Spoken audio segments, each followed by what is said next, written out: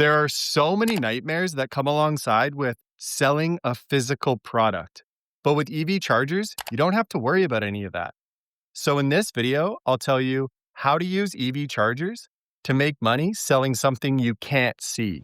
So there's lots of room to be creative and have different entrepreneurial ideas and approach it the way that you see best fit. And when there's a standard business, especially when it's a physical product, it's usually just a race to the bottom in terms of pricing because the sales system is pretty standard.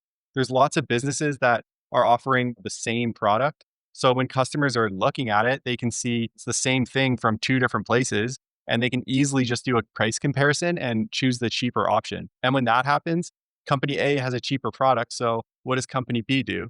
They lower their price. And the next thing you know, there's just a race to the bottom and everybody's losing money. But with EV charging, it's not like that.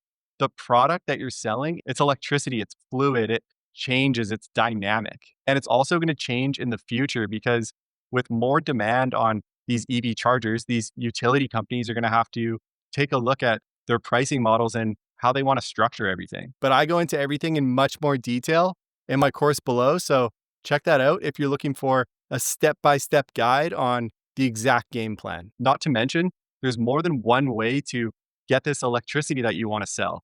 There's lots of alternative ways like solar panels, or you could even store the electricity in batteries and sell it at a later date. So like any business, you want to make sure that you're making money, right? And making money means making a profit. And how do we make a profit?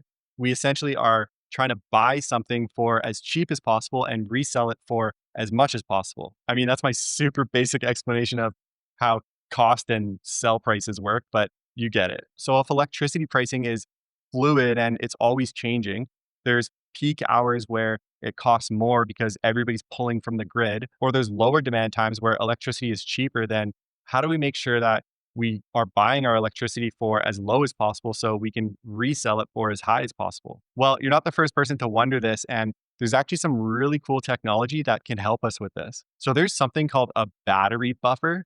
And a really basic explanation of this is it will collect the electricity for you when it's cheapest and store it for you so that you can sell it when it's most expensive and make the most amount of money. Now, these battery buffers are mostly for DC fast chargers because they're quite expensive and DC fast chargers are pulling way more electricity. So it makes more sense in terms of an investment. But if you're going to be spending 150, 200 grand on a DC fast charging setup, then having a battery buffer to essentially double your profits is definitely a good investment. Now, I mentioned that the EV charging market isn't necessarily oversaturated. There are some players that are operating and doing quite well, but there's still room to enter the market and stake your claim, if you will. And there's a really big advantage to being early into a market. If you're one of the first ones there, then you're able to have an advantage over the people that come later. And I'm really excited about this return on investment profit calculator that I made, which will tell you how much money you can make from EV chargers and